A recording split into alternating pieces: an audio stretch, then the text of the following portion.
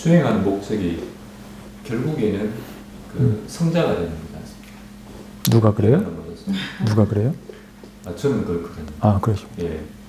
근데 사띠를 계속 키워나가면 나중에 이게 어떻게 궁극적으로 사띠가 어떻게 변화를 해서 뭐가 딱 바뀌어서 일반 범부가 성자가 딱 되는지. 그렇죠. 예. 뭐가 궁금하시다 그거잖아요. 그러니까 예, 뭐가 어떻게 변화해서 지금 다 얘기했는데. 뭐가 바뀌어서. 지금 한 2시간 했네? 2시간 내동 얘기했는데. 뭐가 바뀐다고 했어요? 견해가 바뀐다고 했잖아요. 보는 관점이 달라진다고. 바뀌는 거 그거가 수행을 해도요. 그러니까 성자가 돼도요. 범부로 남아도요. 세간팔풍은 분다니까요. 외부에서. 불어날 것들은 불어요. 왜냐하면 내가 그걸 과거에 했던 업이 있기 때문에. 부처님도 대바다다가 굴린 돌 발등이 발이 밟혀가지고 피가 나셨잖아요. 부처님도 또 시기하는 사람이 많아가지고 모함하는 사람도 있었잖아요. 그런 것도 피할 수가 없어요. 예. 일어난다고요. 부처님이라도. 왜? 부처님 과거의 악업이기 때문에. 그래서 부처님께서 말씀하신 것 중에 뭘 2번 맞지 말라고 했죠? 화살. 그렇죠. 예. 예. 첫 번째 화살은 피할 수 있어요, 없어요? 그건 못 피해요. 그건 내가 이미 과거에 지어놓은 것들이기 때문에 그 업력에 의해서 나타난 것들이고. 근데 그것들이 일어났을 때, 세간팔풍이 났을 때 내가 그게 흔들리지 않게 되는 건 2번째 화살이라고요. 안 맞는 게.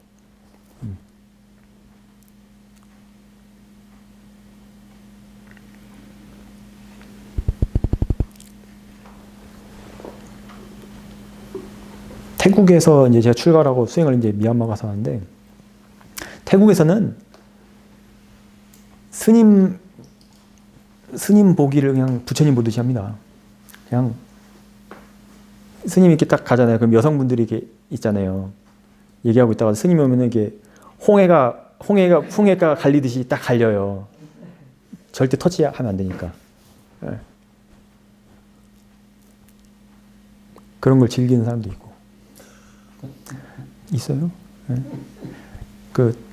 남방이라고 막 수승한 스님들만 있고 그런 거 아니에요. 그런 건 그거 수행 잘하고 못하고 계율 청정하지 못한 거는 가사 색깔이랑 아무 상관없어요.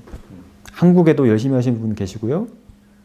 열심히 안 하시는 분 계시고, 남방에도 열심히 하는 분 계시고요. 열심히 안 하는 사람도 있고요.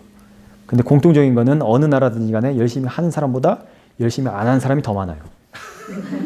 그거는 불변의 법칙입니다.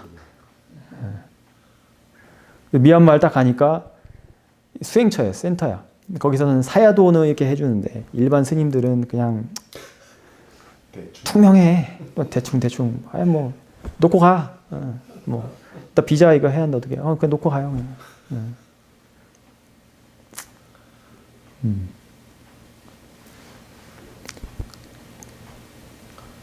스님이라고 해서 뭔가 태국에서는 뭔가 대우를 이렇게 받았는데, 스님 할 맛 나네. 미얀마 가니까 이거 뭐 그냥 개밥 취급하는 거죠. 그때 이제 마음을 봐야 하는 거예요. 그러니까 가사를 입었다고 해가지고 무조건 대우받는 것도 아니고, 가사를 안 입었다고 대우를 안 받는 것도 아니고, 그렇게 불어온다니까. 세간팔풍은 항상 불게 돼 있어요. 어떤 상황에서든지 간에. 변하는 거는 단지 그것들 대하는 본인 태도가 변하는 거예요. 태도가. 제가 한국에 초창기에 들어와가지고 어떤 사람이 저번에 한번 얘기했는데, 어떤 사람이 밑도 끝도 없이 저한테 그래요. 어디서 온 땡중이요? 네. 예, 태국에서 온 땡중입니다. 제가 그랬죠. 그 사람이 나한테 땡중이라고 하든 말든 내가 땡중인지 아닌지 내가 더 잘 알잖아요. 그러니까 저 사람이 세간팔풍이 불어도 내가 그걸 대하는 태도가 이렇게 뭐랄까 이렇게 바뀐다니까요. 그게 싸우지 않고.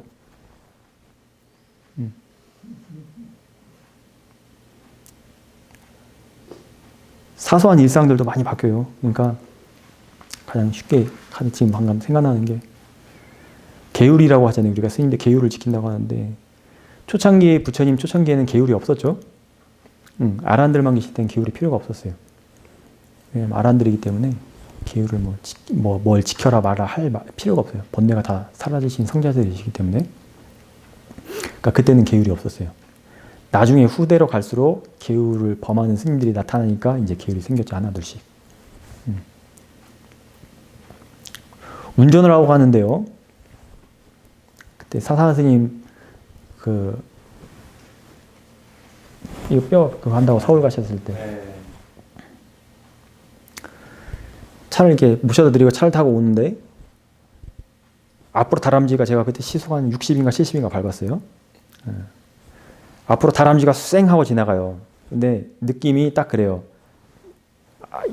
얘가 이렇게 지나갔으니까 이쪽 바퀴가 있고 이쪽 바퀴가 있잖아요. 이쪽 바퀴 얘가 지나간 타이밍에 여기쯤 갔어요. 그러니까 안 밟고 지나간 거죠. 근데 그게 순간 다 계산이 돼요. 당황하지 않고. 막 순간 먹어지니까 막 얘가 막 사고가 나는 게 아니라 그냥 어느 정도 살짝 한번 밟고 말고 이런 게 순간적으로 다다닥 이게 그 계율이라는 것도 나중에는 이 마음이 사띠가 지켜주게 돼요. 사띠가 내가 하려고 하는 게 아니라. 그러니까 다시 원점으로 돌아오면은 하고자 하는 얘기는 그거죠. 갑자기 뭐 막 광채가 나고 막 오라가 나고 이런 게 아니라 본인의 보는 관점, 견해가 달라진다. 견해만. 견해가 과거에는 미차, 그러니까 올바르지 않은 것들이었다면은 이제는 쌈마, 올바른 걸로. 올바르다는 건 뭐라고 했죠? 지혜가 있다, 있는 걸.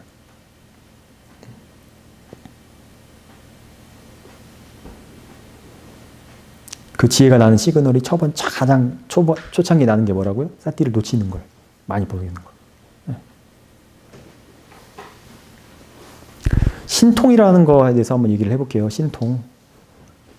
우리가 신통하면은 뭐 하늘을 날아다니고 뭐 중국 무협 소설에 나오는 그런 것들 신통을 알고 있잖아요. 그것도 신통이라고 나와요. 경전에서는. 그 소부니까야 그 빠띠사 비다마까라는 무에도에 보면은 성자의 오신통이라고 나옵니다. 성자의 오신통. 그 성자의 오신통은 뭐냐면은 좋아하는 5가지가 있어요. 그러니까 좋아하는 대상을 봤을 때 좋아하는 마음으로도 볼 수 있고 싫어하는 마음으로도 볼 수 있고 싫어하는 게 아니라 좋다고 안 볼 수도 있고 싫어하는 걸 봤을 때 싫어한다고 볼 수도 있고 싫어하지 않는다고 볼 수도 있고 그리고 좋아하는 대상이든 싫어하는 대상이든 일어났을 때 모든 걸 다 우백가로 볼 수가 있고 이걸 성자의 오신통이라고 해요. 뭐 하늘 날아다니고 그런 건 아무 관련이 없죠. 보는 거에 있어서 그러니까 견해에 있어서 자유자재가 된 거예요.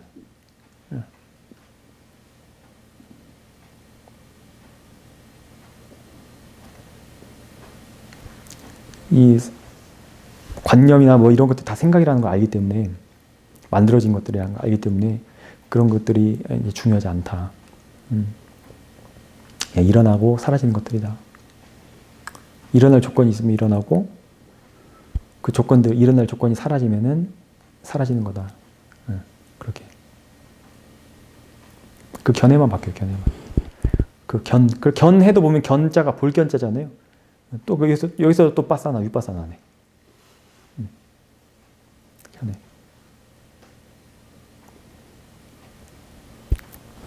남방도요. 절에 막 스님들한테 막 어디 영험한 스님이라고 하면은 막 로또 번호 물어보러 와요.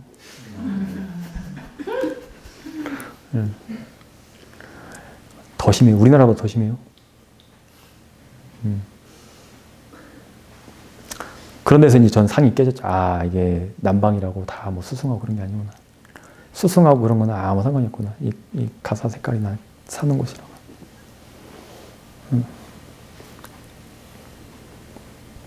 이런 것도 보는 관점이 이렇게 넓어지니까는 막 바뀌게 되거든요. 처음엔 제가 아까 서두에 잠깐 말씀드렸지만 되게 깐깐했다고 했잖아요. 막 탁발 나가는데 그 범납 20년 넘은 마하테라랑 같이 탁발을 나가는데 그 스님한테 막 분상이 일어나는 거예요. 막 화나는 마음이. 그때 막 깐깐하니까 좀 막 FM대로 해야 하는데 아니 이 스님이 탁발만 나가면은 그 제가자들하고 계속 수다를 떠는 거예요. 개울에 보면은 탁발 나갈 때 입 꾹 다물고 말도 하지 말고 나가라고 했는데 왜 저 스님은 탁발 나가서 맨날 수다 떨까 막 화가 나는 거예요. 막. 이제 나중에 가서 아 참 내가 어리석었구나라는 걸 이제 알았죠. 어리석었구나. 그게 분상을 일으킬 만한 대상도 아닌데 내가 어떤 견해를 딱 내 생각을 움켜쥐고 있기 때문에 그러니까 남에 대해서 시시비비하고 일단은 남에 대해서 시시비비하는 첫 번째 원인이 뭐라고 했죠? 저번 시간에 한번 얘기했었는데 우리 눈이 밖으로 나가 있잖아요. 그러니까 항상 밖에 걸 본다고 나를 못 보고